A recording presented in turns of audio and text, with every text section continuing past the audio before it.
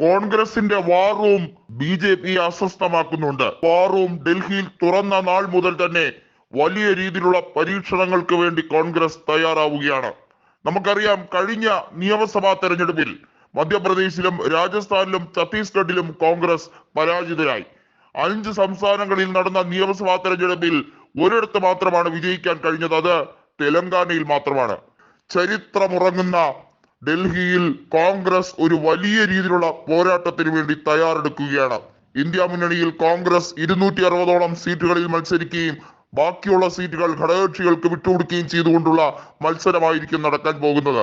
നമുക്കറിയാം, ഒട്ടുമിക്ക സംസ്ഥാനങ്ങളിലും കക്ഷികളെ, അതായത് കൂട്ടുകക്ഷികളെ ഉൾപ്പെടുത്തിക്കൊണ്ടുള്ള ഒരു ചരിത്ര മുന്നേറ്റം നടത്താനാണ് ഇന്ത്യൻ നാഷണൽ കോൺഗ്രസ് ശ്രമിക്കുന്നത്.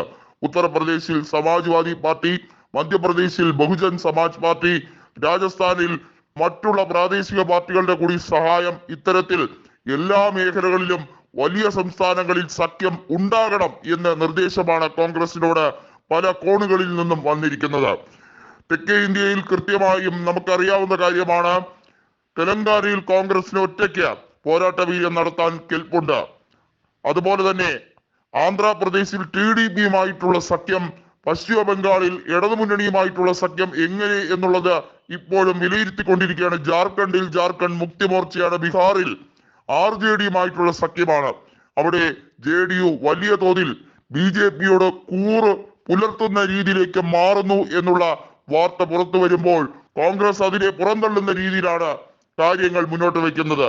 RJDയും കോൺഗ്രസും വളരെ അഭേദ്യമായ ബന്ധമാണ് ചരിത്രം നോക്കിയാൽ നമുക്കറിയാവുന്നത്.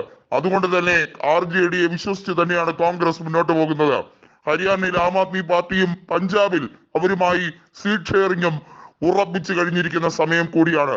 ഡൽഹിയിൽ 7-ൽ 3 കോൺഗ്രസും 4 ആം ആദ്മി പാർട്ടിയും എന്ന രീതിയിലേക്ക് സഖ്യം ഉറപ്പിച്ചു കഴിഞ്ഞിരിക്കുകയാണ്. ഇത്തരത്തിലാണ് ദേശീയ തലത്തിൽ സഖ്യം ഉണ്ടാക്കിയെടുക്കാൻ തീരുമാനിച്ചിരിക്കുന്നത്. അങ്ങനെ രാഷ്ട്രീയ പ്രേരിതമാകുന്ന ഈ അന്തരീക്ഷത്തിൽ എല്ലാ രീതിയിലും സഖ്യമുണ്ടാക്കി വിജയിക്കാൻ വേണ്ടിയുള്ള BJPയുടെ മൂന്നാമതുള്ള വിജയത്തെ തടുക്കാൻ വേണ്ടിയുള്ള തീവ്രമായ ശ്രമങ്ങൾ ഇംപ്ലിമെന്റ് ചെയ്തുകൊണ്ടിരിക്കുകയാണ് ഇപ്പോൾ ഡൽഹിയിൽ.